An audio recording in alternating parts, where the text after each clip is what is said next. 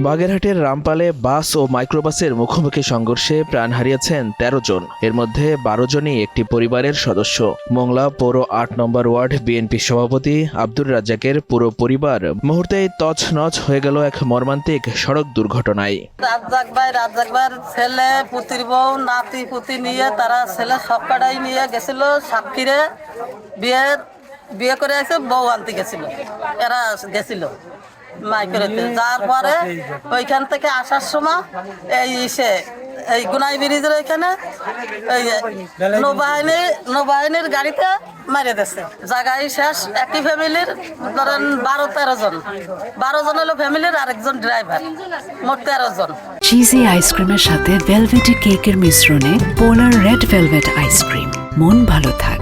নিহতরা সবাই মাইক্রোবাসের যাত্রী ছিলেন। আব্দুর রাজ্জাকের পরিবারের সদস্যরা খুলনা থেকে মাইক্রোবাস যোগে মংলায় ফিরছিলেন, কিন্তু রামপালের বেলাই ব্রিজ এলাকায় পৌঁছালে বিপরীত দিক থেকে আসা নৌবাহিনীর একটি বাসের সঙ্গে তাদের বহনকারী মাইক্রোবাসটি মুখোমুখি সংঘর্ষ হয়। এতে ঘটনাস্থলেই ৩ নারীসহ ৪ জন প্রাণ হারান। পরে হাসপাতালে নেয়ার পথে ও চিকিৎসাধীন অবস্থায় মৃত্যুর সংখ্যা বেড়ে দাঁড়ায় ১৩ জনে। রাজ্জাক কাকার ছোট ছেলে বিয়ে করে গেছিল কয়রা, সেখান থেকে বউ নিয়ে আসার সময় নাকি নৌবাহিনীর গাড়িতে অ্যাক্সিডেন্ট করে সে নূতন বউ সহ তারা মোট ১২ জন ফ্যামিলি মারা গেছে।